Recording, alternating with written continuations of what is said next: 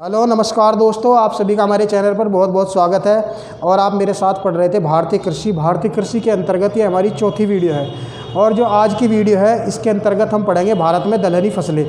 दलहनी फसलें भारत के लिए बहुत ही महत्वपूर्ण है, क्योंकि भारत की जो बड़ी आबादी है वो दाल पर ही निर्भर है। दाल एक प्रोटीन का बहुत अच्छा स्रोत होता है और भारत एक शाकाहारी देश होने के साथ साथ दाल का जो यूज है वो यहाँ पर भारी मात्रा में किया जाता है। तो दोस्तों जान लेते हैं हम आज की वीडियो में भारत में कृषि में जो दलहनी फसलें हैं उनके बारे में हम जानते हैं। सबसे पहला जो पॉइंट है उसमें लिखा हुआ है यह है लिग्यूमिनस कुल में शामिल है। इसकी जो सबसे बड़ी विशेषता होती है कि इनकी जो जड़ें होती है उसमें ग्रंथियाँ पाई जाती हैं और इसमें एक जीवाणु पाया जाता है जिसका नाम है राइजोबियम।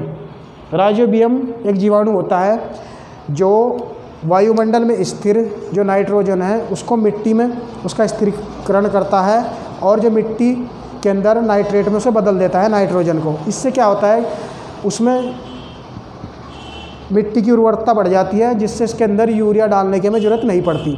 और ये जो हमारा फसल चक्र है उसमें भी एक महत्वपूर्ण भूमिका निभाता है। यही कारण है कि जो वायुमंडल में नाइट्रोजन की जो मात्रा है उसका स्थिरीकरण करता है मिट्टी के अंदर राइजोबियम, और मिट्टी में जो है नाइट्रेट की आपूर्ति करता है, जिससे क्या है मिट्टी की उर्वरता बढ़ जाती है, मिट्टी की उर्वरता बढ़ती है। यही कारण है कि दलहनी फसलों में यूरिया नहीं डालना पड़ता। नेक्स्ट पॉइंट है कि दलहनी फसलों को फसल चक्र में सबसे महत्वपूर्ण माना जाता है। जैसे खरीफ की फसल होगी, उसके बाद एक दलहनी फसल और उसके बाद रबी की फसल का यूज हम करते हैं।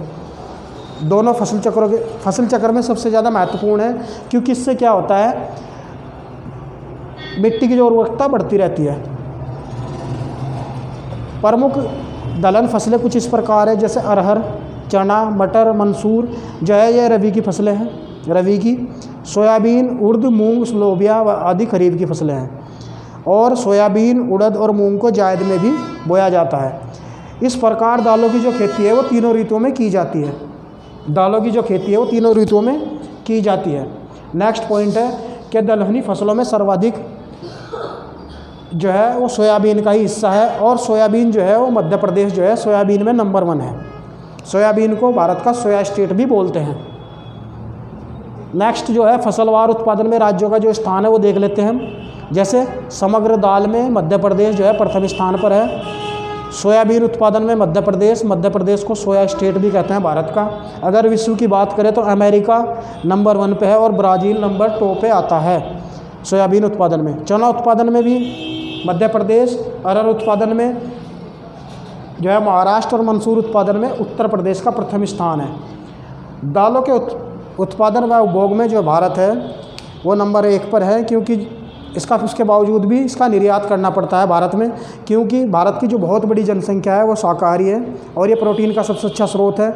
जो पश्चिमी देश जो है वो मांसाहारी देश है, लेकिन भारत एक शाकाहारी देश होने के लिए, क्योंकि यहाँ की बहुत बड़ी जो जनसंख्या है वो मांस पर निर्भर नहीं है, तो अपनी प्रोटीन की पूर्ति के लिए जो है वो दालों का यूज करते हैं। और कुछ इम्पोर्टेंट फसलें हैं, जैसे आशा अरहर की लोकप्रिय किस्म है। ये क्वेश्चन जो है PCS में कई बार पूछे हैं, यूपी PCS के अंदर। आशा अरहर की लोकप्रिय किस्म है। अपर्णा मटर की एक पत्ती विहीन किस्म है। सम्राट चने की लोकप्रिय किस्म है।